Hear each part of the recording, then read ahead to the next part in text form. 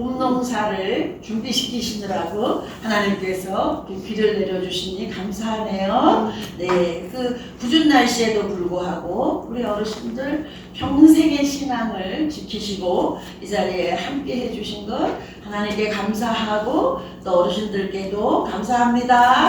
아멘. 오늘 말씀은 앞전에 그 부분을 자르고 또 나를 믿어라.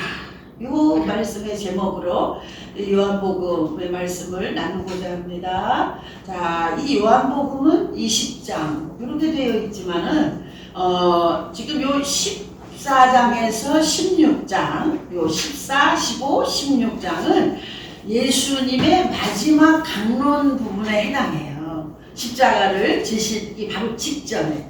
그래서 참 중요한, 정말 중요한 내용이고, 이 말씀을 특별히 오늘 나누고 싶었던 것은 지금이 우리가 사순절, 사순절은 바로 무엇이겠습니까? 예수님을 더 깊이, 여기에 말씀처럼 예수님을 깊이 생각하는 그 기간이거든요. 네. 그래서 그거를 그 기간에 맞춰서 제가 말씀을 준비했습니다. 그리고 예수님이 십자가에 달리시기 직전에 우리에게 그 시대에 그분들에게 그리고 우리에게 주고 계신 말씀이기 때문에 굉장히 중요하고 14, 15, 16인데 그 중에 첫 장의 주제는 이 제자들을 향한 위로의 말씀입니다. 위로. 그럼 바로 저희들도 예수님의 제자가 되기를 애쓰고 힘써 오셨잖아요. 저희들에게 주시는 또한 위로라는 사실을 적용해 보셔도 차이가 없을 것입니다. 뭐에 대한 위로겠어요? 궁극적으로는 곧 닥쳐올 예수님의 십자가의 죽음 사건, 그것에 대해서 제자들이 너무 놀라고 절망하고 근심하게 될 것, 두려워하게 될 것에 대해서 미리 이제 위로하시는 아주 중요한 내용의 말씀이고, 위로뿐만 아니라 정말 하나님, 천국을 향하여 나아갈 수 있는 그 방법을 분명하게 말씀해 주시는 아주 중요한 대목이 되는 것입니다. 우선 예수님은 뭐라고 1절에서 말씀하셨죠? 근심하지 말라. 근심하지 말라는 권면이면서 명령이죠. 근심 안 했으면 좋겠네가 아니잖아요. 그죠? 근심하지 말라. 우리가 인생을 살다 보면 크고 작은 순간 어떤 사건을 접하게 될 때 근심을 1차적으로 하게 되죠. 뭐 근심까지는 아니라도 염려 뭐 이런 거 있잖아요. 그죠? 불안을 느끼는데 예수님께서는 근심하지 말라라는 권면을 하시면서 하나님을 믿는 것처럼 또한 나를 믿으라 라고 명령하셨던 거예요. 하나님을 믿는 것처럼 또한 나를 믿으라 라고 1절에서 명령하고 계십니다. 그럼 우리는 얼마나 예수님을 분명하게 믿고 있는가, 하나님을 얼마나 우리는 정말 잘 믿고 있는가를 우리는 또 도전을 받게 되는 거죠. 여기서 왜 근심하지 말라고 하셨겠어요? 이 근심이라고 하는 것은 결국 거기서 헤어나오지 못하면 영적인 죽음 상태로 우리 인생들을 끌고 가는 거예요. 근심이 계속되다 보면은 잠언서에는 뼈를 썩게 한다, 이렇게까지 표현이 되어 있거든요. 뼈가 썩을 정도가 된다고 하면 이제 망한다는 거죠. 죽는 거예요. 병들고 육체적으로도 죽지만 영적으로도 죽음 상태로 끌고 갑니다. 그래서 예수님은 이 영적인 죽음을 일으킬 수 있는 이 치명적인 그 병이 될 수 있기 때문에 근심하지 말라라고 명령하셨죠. 반대로 그러면 믿음이라는 걸 한번 생각해 보자면 믿음이 없을 때 근심하게 되는 거잖아요. 그죠?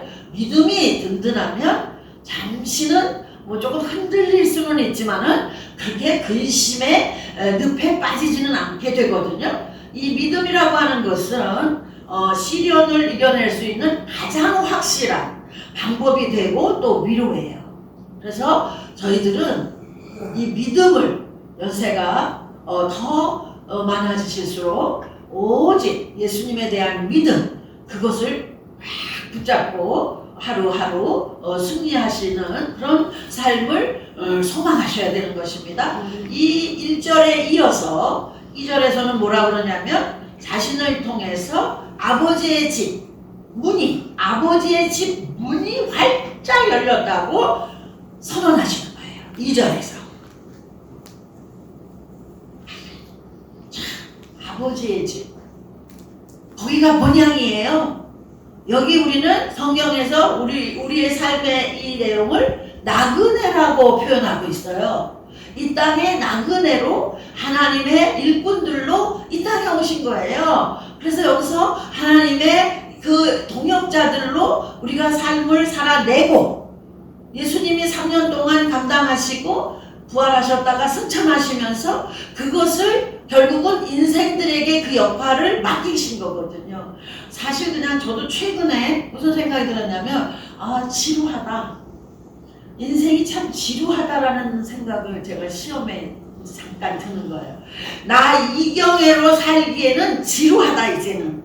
이 정도면 됐다. 하나님 이 정도면 이제는 됐어요. 더 뭘 살아야 될 이유가 저에게 있을까요? 정맥이 자식 있는 것도 아니고 날마다 똑같아. 삶이 밥 먹고 성경 읽다가 뭐 설교 준비도 하다가 뭐 하다가 자고 아주 똑같아. 그 똑같이 반복된다는 그 사실이 그러면서 몸은 점점 불편해져 가. 다리도 아프고 뭐 어디도 어쩌고 정말 더 힘들어지기 전에 하나님의 나라에 가고 싶어요 라는 게 기도로 절로 나왔어요. 그랬을 때 그 다음날 하나님께서 말씀을 아침에 말씀으로 답을 주셨는데 그게 바로 뭐냐면 예수님 대신으로 이제 예수님이 가셨잖아요. 우리 한 분 한 분이 예수님의 역할을 이 땅에서 잘 감당하도록 이 생명을 하나님이 주장하고 계시는 거라는 사실이죠. 그래서 그거를 사신이라고 표현했더라고요. 고린도 후서에서 대사, 일꾼 이건 완전히 사명이죠. 그죠? 그때 제가 회개하면서 하나님 내가 살기 싫어서 이젠 지루해서 안 살았으면 좋겠다라는 이 표현이 얼마나 하나님 앞에서 정말 잘못된 그런 하소연 내지는 투정 내지는 뭐 그런 불신앙적인 그걸 제가 회개했어요. 그리고 이제부터는 순간순간마다 나는 예수님을 대신해서 하나님의 사역을 감당해야 된다 오늘도 라고 하는 정말 분명한 목표와 그것을 아주 새롭게 물론 그것으로 지금까지 왔죠. 뭐 목사라는 이 직책이 그냥 그런 것은 분명히 아니었어요.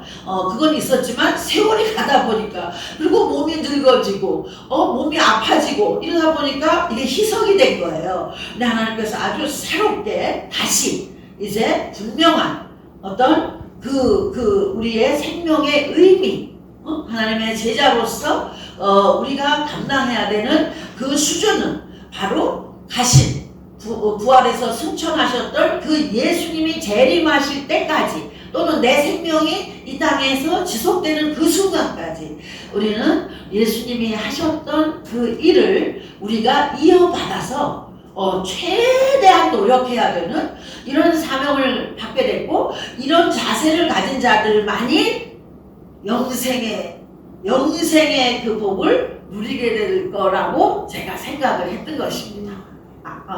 이걸 생각하니까 이건 아주 굉장히 중요하고도 전부가 되는 거죠. 우리 삶의 이유의 전부가 되는 것입니다. 우리가 돈 잘 벌려고 사는 것도 아니에요. 자식 잘 되는 거 보려고 눈을 동그랗게 뜨고 사는 것도 절대 아닙니다. 그들은 그들의 삶이에요. 자식은 자식이 하나님과의 관계에서 살아내야 되는 것이고 부모가 자식에 대해서는 이제 숙제가 끝났어요. 다만 영적으로 아직 신앙생활을 못하고 있는 자녀들에 대해서 있다면 중보기도 하시는 거는 끝날까지 하셔야죠. 전하라고 하셨으니까. 그것만큼은 그렇지만 뭐 다른 그거 이외에 조금 다른 측면에서 뭐 자식을 뭐 의지하고 자식을 뭐 기대하고 뭐 이런 거 있잖아요. 막 이렇게 끈끈하게 얽히고 설키고 만나보고 싶고 뭐 그런 거 이제는 내려놓으시기 바랍니다. 우리는 사명으로 사는 거예요. 숨이 끊어지는 순간까지. 어르신들도 하나님께서 친구가 있는 집이라고 하는 공동체, 그리고 그 속에서도 뭐 2층 또는 3층 공동체를 허락하셨고, 더 작게는 208호, 306호 방이 있습니다. 그 방에 이웃이 계시잖아요. 그죠? 서너 명의 이웃을 하나님께서 주셨고, 그분들이 거의 신앙이 없죠. 그러면 우리는 그 이웃에게 복음적인 삶을 보여줘야 되는 그 사명을 어르신들에게 하나님께서 마지막까지 부여하고 계시다는 사실을 어르신들 꼭 기억하시고, 말씀으로나 또는 이런 관계에 있어서 예수님이시라면 어떻게 하셨을까라는 생각으로 그들을 보살피고 돌아봐 주실 때, 하나님 기뻐하시는 거죠. 그래서 예수님은 자신을 통해서 아버지의 집 문이 활짝 열렸다고 2절에서 선언하고 계시는 거예요. 그리고 마치 신랑이 신부를 위해서 처소를 예비하러 가신 것처럼 거기 가셨다가 처소를 이제 다 준비하시면 예수님이 다시 이 땅에 오셔서, 즉 재림하셔서, 재림을 믿으시죠? 지금까지 이 성경에서 계시됐던 약속들에서 마지막 남아있는 그 이제 예언의 사건이 재림이에요. 예수님이 이 땅에 다시 오시는 거. 이것이 이제 단 하나 남아 있습니다. 재림 시에 바로 그들을 자기가 있는 곳에 영접하신다고. 그때까지 안 돌아가시고 그때 살아있는 분, 애기도 어른도 다 있을 거 아니겠어요, 그죠? 우리 생전에는 예수님의 재림을 우리가 직접 못 마주친다 할지라도 언젠가 예를 들어서 100년 뒤에 200년 뒤에 오셨다고 하면 인류는 계속 이게 태어나고 세상 떠나고 이거 반복 아니겠어요, 역사가? 그 당시에 살아있던 그분들에게 이제 극적으로 예수님의 재림 그 사건은 확인되는 것이겠죠. 자, 그래서 이어서 예수님은 처소를 예비하신다. 처소, 하나님의 나라에 그래서 예비하는데, 예비하기 위해서 당신이 일단 가야 돼. 가셔야 돼. 승천이야. 가는 길이 있을 거 아니야. 길. 그 길을 제자들은 알고 있다라고 말씀을 4절에서 하셨거든요. 왜냐하면 예수님은 계속 얘기했기 때문에, 말씀하셨기 때문에, 예수님은 사역 초기, 공생의 초기에서부터 우리 인류에게 주시는 메시지가 뭐였었냐면, 천국문을 열기 위해서 자신이 십자가의 그 길을 가셔야 된다는 걸 예수님은 분명히 제시하고 계셨던 거예요. 그런데 제자들은 그 얘기가 무슨 얘기인지, 그리고 또 그런 거를 원치도 않았어요. 그들이 말했던 것은 로마의 식민지에서 예수가 기적같이 해방을 시키고 왕이 되고 12제자부터 누가 크냐? 네가 우의정할 거냐? 내가 그러면 좌의정해야지? 이러면서 서로 자리다툼만 하는, 예수님의 나라는 지난 시간에 목사님께서 우리 친구가 있는 집에서 설교하셨죠? 우리 어르신들 기억하시죠? 예수님은 분명히 그렇게 말씀하셨죠. 요한복음 18장의 말씀입니다. 나의 나라는 이 세상이 아니라고 분명히 얘기하셨어요. 이 세상에서 왕이 되고 이 세상에서 우뚝 솟는 그런 내 나라가 아니다. 내 나라는 그게 아니다. 그럼 어디겠어요? 하나님의 나라가 그게 바로 예수님의 나라라는 거예요. 예수님이 바라고 추구하셨던 것은, 바로 그리고 전하셨던 것은 하나님의 나라, 구원, 그리고 영생, 부활, 이걸 예수님은 말씀하시는 거죠. 근데 그거는 그냥 되는 게 아니라 예수님 자신도 십자가에서 죽으셔야 되는 그 사명이 예수님에게는 뗄 수 없는 것이었어요. 그래서 이 제자들에게 곧 닥칠 이 십자가의 이 사건에 대해서 놀래고 기절할 지경으로 두렵고 도망가야 되는 그들을 안심시키고 위로하시기 위해서 이 메시지를 전하게 되셨던 거죠. 지속적으로 분명히 십자가의 이 길을 말씀해 오셨어요. 그리고 그럼에도 불구하고 제자들은 그거를 깨닫지 못하고 있었죠. 그래서 그렇기 때문에 이번에 또 얘기하시는 거죠. 곧 다가올 이 십자가 사건, 이거 앞에서 정말 너희들 염려하고 근심하지 마라. 이렇게 예수님이 이런 배려를 말씀을 통해서 또 하셨던 것입니다. 그렇다고 친다면 저희들은 이 말씀을 통해서 우리는 어떤 위로를 받고 있습니까? 분명히 위로받아야 되는 것이거든요. 근데 젊은 날에는 이런 위로가 별로 피부에 필요도 없었고 젊으니까 내가 다 할 수 있어요. 그 젊음을 통해서. 그래서 저는 이 노년의 삶이라는 거, 우리가 나이를 먹고 노화된다는 것이 정말 축복이라는 사실을 이번에 더더욱이 깨닫게 됐던 거예요. 인간은 자기의 힘이 약해질 때, 정말 이제는 정말 내 힘만으로는 안 된다는 사실을 깨달을 때만이 진정한 믿음을 가질 수 있게 되더라고요. 이런 존재예요, 인간은. 그래서 하나님께서 우리에게 이런 노화와 연약함의 이런 과정도 허락하고 계시는 것 같아요. 계속 빨리빨리 해보세요. 뭐 예수가 왜 필요하고 하나님이 왜 필요하고 도대체 내가 다 할 수 있는데. 그런데 인생은 이 꽃도 시간이 가면 시들잖아요. 그래서 제가 또 사다가 여기다 보충을 했어요. 시드는 거 빼내고. 자, 이것처럼 모든 생명체는 후퇴되어 가는 거예요. 낡아지는 거예요. 인생도. 그래서 우리가 이 노화 과정을 참 감사해야 되겠구나. 이 연약해져가는 이 시절을 오히려 하나님께 감사해야 되는구나. 내가 진정으로 하나님을 구하게 되고 그 천국의 삶을 소망하게 되는 그 때가 이 노년이에요.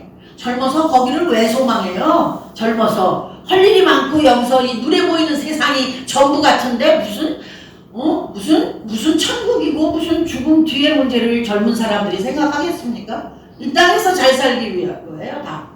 자, 근데 노년에는 다 그게 필요 없거든요. 그죠? 돈이 많으시면 뭐 하시겠어요? 뭐 어디 쓸어 나가실 때가 있어요? 뭐해요? 아무것도 필요 없잖아요. 그냥 다만 가끔씩 훅 무너지는 내 이 연약함, 이 육신의 어떤 불편함을 바라보면서 훅 하고 내가 꺼지는 느낌, 이것만큼은 내가 하나님을 붙잡고 이거를 의지하고 이걸 해결해야 되잖아요. 그죠? 그렇지 않고서는 그게 바로 노인성 우울증이라는 거예요. 내가 어쩌다 이렇게 됐나? 내가 언제 이렇게 됐나? 이런 내가 왕년에 내가 예전에 그랬는데 10년 전에는 내가 어땠는데 이런 생각 자연스럽게 생기거든요. 네. 근데 그거 다 소용없는 거예요. 다 지나갔어요. 인생은 한 번이에요. 단 한 번이에요. 제가 이렇게 꽃망울들이 이제 돋아나더라고요. 라일락도 또 저기 노란 거 개나리도.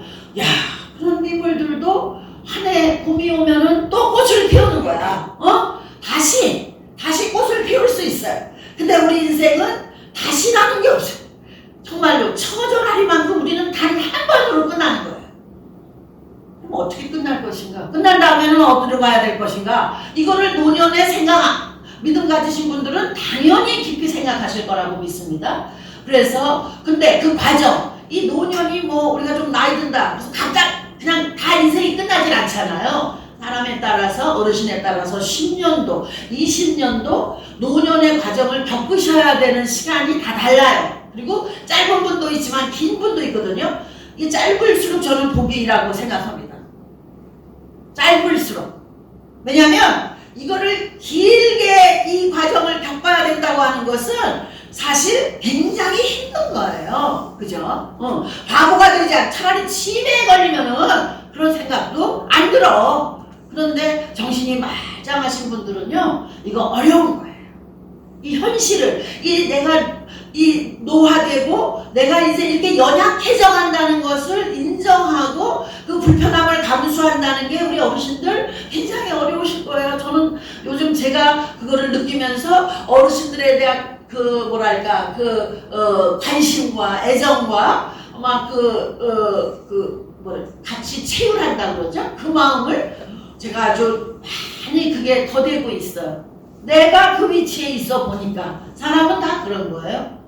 자기가 겪어보지 않으면 절대로 상대방의 그 입장을 알 수가 없는 게 또한 인간의 이 약점이거든요. 그래서 저는 노인 사역이 점점 더 은혜스러워지고 더 감사하고 하나님이 허락하신다면 정말 끝까지 내가 어르신들의 구원을 위해서 애쓰다가 이 세상 떠나는 것이 내 사명이다 라고 생각을 더 할 수 있게 됐어요. 제가 늙어가면서. 자, 예수님께서 뭐라고 말씀을 하십니까? 근데 이렇게 딱 얘기를 했을 때 바로 이 십자가가 천국의 문을 열 수 있는 유일한 길이라는 사실을 예수님이 말씀하셨는데, 도마가 딱 뭐라고 그러냐면, 주여, 주님이 어디로 가시는지를 내가 모르는데 그 길이라고, 거기를 향해서 가는 그 길을 우리가 어떻게 알겠어요? 라고 5절에서 도마는 예수님의 말씀을 전혀 깨닫지 못하고 있다라는 사실을 드러내고 있어요. 이런 모습이 신앙생활을 하고 계시다는 교인, 성도들 사이에도 이런 분이 있을 수 있어요. 이거는 굉장히 위험한 일입니다. 그랬을 때 예수님께서 진짜 중요한 그 말씀을 하시는 거죠.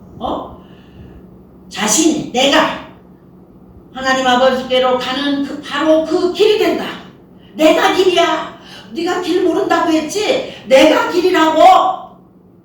그리고 내가 진리야. 그리고 내가 생명이 되는 거야. 라고 예수님이, 이게 요절입니다. 6절이에요. 도마 같은 그런 질문을 할 수 있는 게 우리예요. 특별히 도마 같은 인간이 따로 있는 게 아니라, 이러다가 어떻게 되는 거예요? 뭐 이게 정말, 저희 친정아버지 갑자기 생각이 나는데요. 제가 이제 전도를 이렇게 막 했잖아요. 그럼 우리 아버지 뭐라고 그러시냐면, 가봐야 알지 뭐. 천국이 있는지 가봐야 알지. 그게 사실은 정확한 말이에요. 그죠? 현실적인. 가봐야 알지 뭐 내가 믿어지지도 않고 뭐 아냐? 그러시길래 그 순간 당황했어요. 제가 어떻게 답변을 드려야 되나. 그렇게 말씀하시면 이거 굉장히 어려운 거예요. 답변이. 그래서 근데 일반적인 답변은 뭐냐면, 성경에 있어요. 성경에 이렇게 말씀돼 있어요. 성경을 안 믿으시는데 성경을 내가 쳐들어봐야 무슨 소용이 있고 약발이 듣겠어요. 근데 그 순간 하나님께서 딱 지혜를 주신 말씀이 있었어요. 그게 뭐냐면, 아버지, 그래요. 아버지 공부 많이 하셔서 확률을 생각하실 텐데 있을 수도 있고 없을 수도 있어요. 그죠? 모든 현상은 그래요. 천국이 있을 수도 있고 없을 수도 있어. 근데 아버지, 만일에 가셨는데 없으면 정말 다행인데 아버지, 만일에 있으면 그때 어떻게 하실 건데? 그 앞에서는 아버지, 천국에 열 수 있는 아버지의 자격이 아무것도 없는데 그때는 어떻게 하실 건데?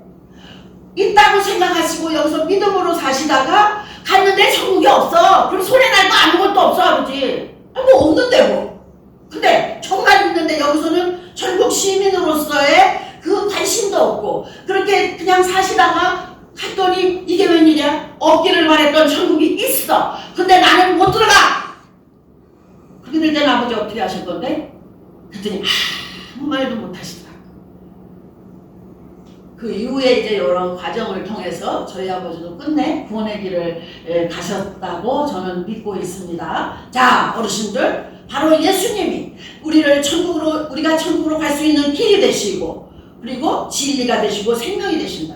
여기서 말하는 참 구약 시대에는요, 다 아시죠? 대제사장이 지성소에 들어가서 자기의 죄도 거기서 대속하고 백성들의 죄를 대신 그가 그 희생의 피를, 짐승의 피를 뿌리면서 대속의 그 한마디로 지금으로 말하자면 예식이 행해졌어요. 그거를 감당하는 사람이 대제사장인데, 이게 지성소 속에 성소를 통해서 지성소로 가는 중앙에 길이 있어요.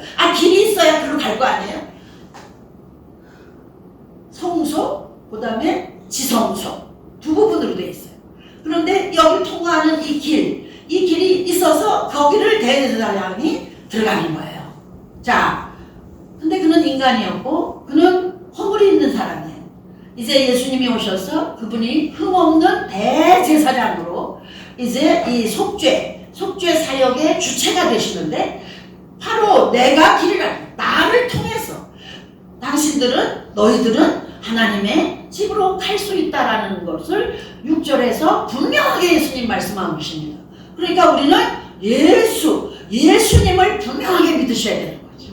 예수를 믿는다는 것은 뭐냐? 회개하신다는 거예요.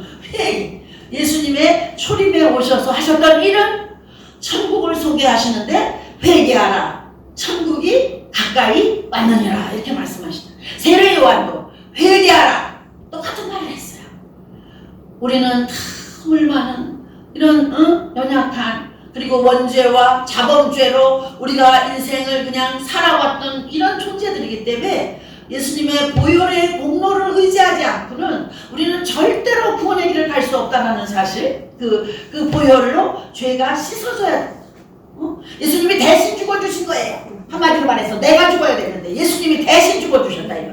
그 사실을 우리는 믿을 때 우리는 천국의 문, 거기를 통과할 수 있다는 말씀을 예수님이 하신 거죠. 뿐만 아니라 살아있는 우리 젊은 우리 성도님들, 우리 청년들, 그럼 예수님을 우리가 죽기 위해서만 믿냐? 살기 위해서도 믿어야 돼. 왜? 예수님은 진리의 본체가 되시는 거예요. 우리가 이 세상을 살아가면서 진리를 따라 살아야 되는 거 아니겠어? 불의를 따라서 살아서는 안 되는 거 아니에요. 그죠? 진리는 예수님의 말씀 단 한 개만 진리예요.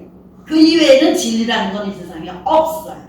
그래서 진리의 본체가 예수님은 되고 계시다는 것 뿐만 아니라 우리가 흙으로 빚어졌다고 그랬잖아요. 흙으로 빚어졌지만 여기에 생명을 불어넣어 주셨어요. 그 하나님이 하신 일이죠. 생기. 이 하나님이 예수님이하고 같이 일체라고 성경은 말씀하고 있잖아요. 창조주가 되십니다. 예수님이.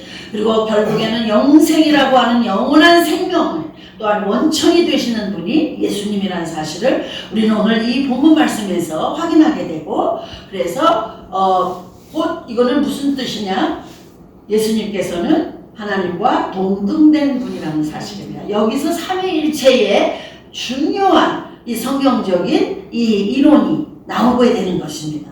하나님이 예수님이고 몸을 입고 오셨어요.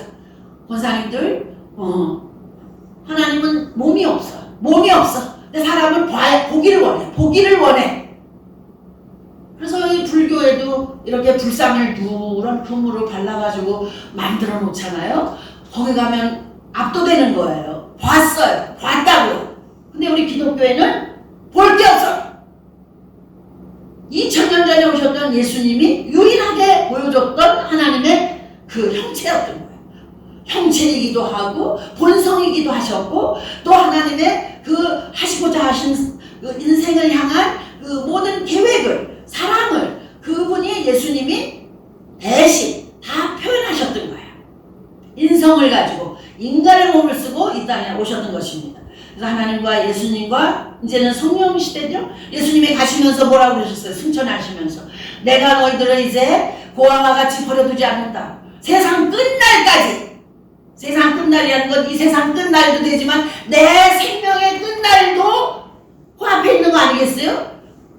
나의 생명의 그 끝날까지도 성령 하나님은 임마누엘로 우리 목사님, 권사님, 양동상 어르신, 최영희 권사님 저에게 내주하고 계신다. 내 안에 계신다 말이죠. 동행해 주신다는 사실입니다. 이게 얼마나 위로가 돼요. 이거는 근심을 몰아내는 정말 정확한 방법이 되는 것이죠. 그래서 우리가 예수님이 뭐라고 선포해요? 너희가 나를 알았더라면, 내가 이렇게 설명했잖아. 길이요 진리요 생명이라고. 그렇게 그 사실을 너희가 알고 믿는다고 한다면 내 아버지도 너희는 알 수 있다. 이제부터는 너희가 그를 알았고 또 보았느니라. 즉 왜? 예수님이 곧 하나님이라는 소리예요. 예수님을 제대로 아신다면 바로 하나님을 아시는 거예요. 예수님을 제대로 믿는다고 하신다면 하나님을 믿는 것입니다. 아멘. 따로따로가 아니에요. 따로따로가 절대 아닙니다. 네, 하시는 일이 다르셨어요. 그것뿐입니다. 자, 어르신들 결론이 7절이잖아요. 7절. 오정수 권사님 7절 한번 띄워주세요. 우리가 같이 읽겠습니다. 너희가 나를 알았더라면 내 아버지도 알았으리로다. 이제부터는 너희가 그를 알았고 또 보았느니라. 아멘. 우리들은 이런 그런 존재입니다. 이 믿음으로 근심하시지 마시고 승리하시면서 한 주일 동안 승리하시고 다음 주일에 또 함께 진정으로 함께 예배 드리실 수 있기를 바라고 소망합니다. 아멘.